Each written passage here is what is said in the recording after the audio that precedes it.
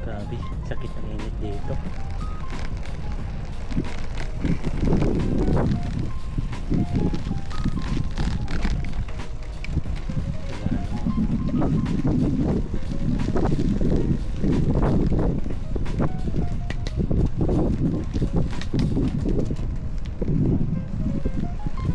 Grabe ang init. Kapag ano dito guys, kapag summer dito sa Japan, mas mainit pa sa ano, sa Pilipinas. Kasi ano, yung hangin nila dito is mainit din, hindi ano, malamig. Kaya maganda dito sa Japan sa ano, yung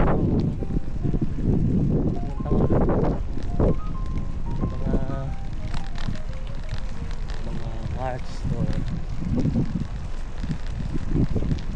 ano, April, yan maganda yung ano, weather niya, hindi mainit, hindi din malamig. So samahan niyo ako guys, pupunta tayo sa gym. So huwag niyong kalimutan guys na mag-subscribe para ano naman tayo guys, ganahan tayo na mga content.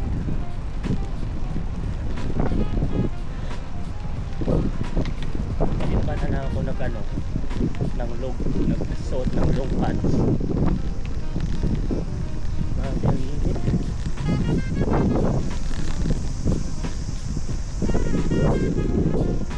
So ito pa yung daan guys, no, sa ano, kasi dito kasi ako dadaan kasi malapit sa ano, papuntahan ng ano, Niyagawa station to Kayashima station.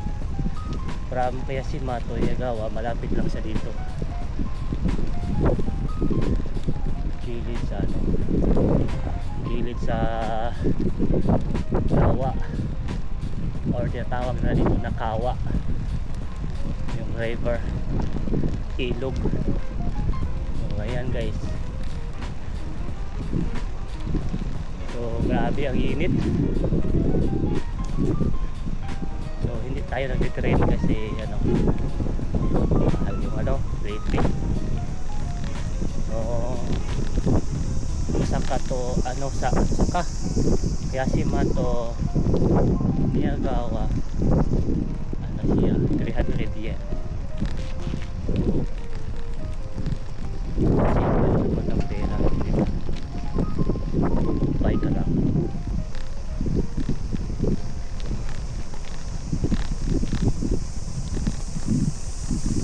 So no, yun ang ano dito, usually mga transportation sa Japan.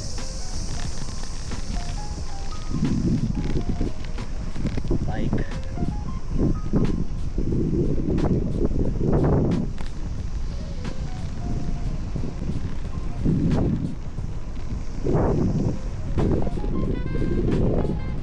Wala masyadong ano dito, motorbike.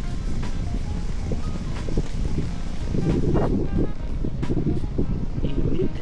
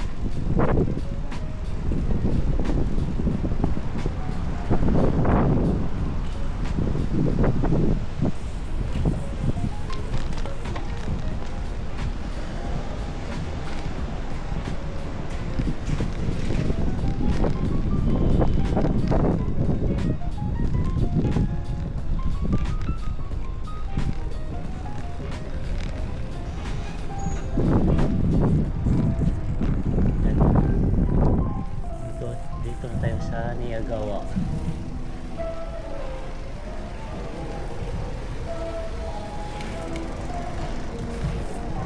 Ito po yung Niyagawa station guys. Yung gym namin, gym na pinuntahan ko dito is malapit na sa station.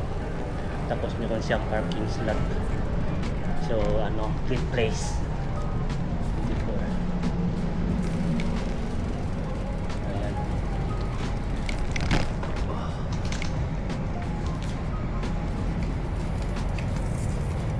So yan guys.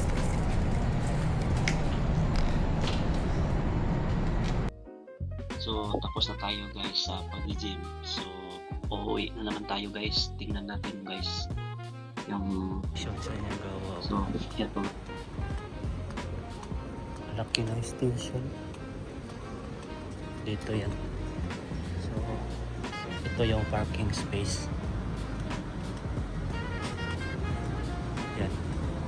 So ito po yung ginagamit ko lagi na bike guys. Ito. Ito.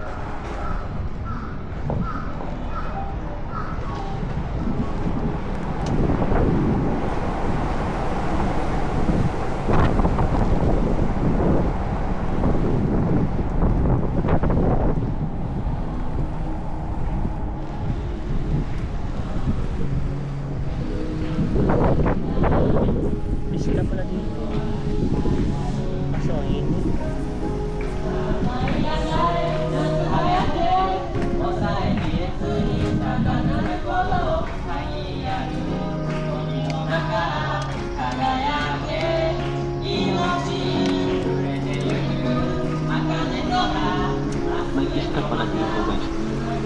Tawag lang dito guys. Matsuri. Pista dito. Yan guys. Dahil pista pala dito guys. Tawag lang dito guys. Matsuri. Pista dito. Yan guys. Daanan ko dito. So mga kapadyak, so pauwi tayo.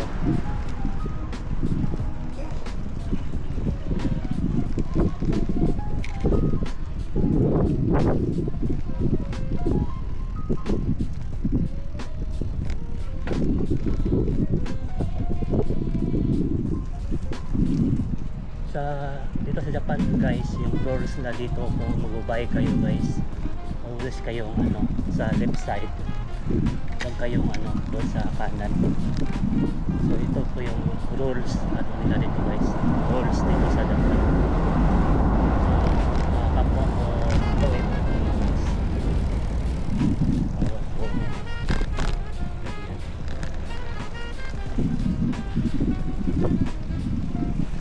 dapat left side kayo para iwas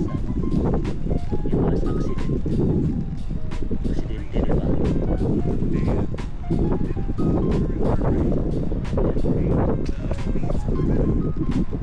So tingnan yung daan dito guys, sa Japan, masyadong diba, walang lubak-lubak.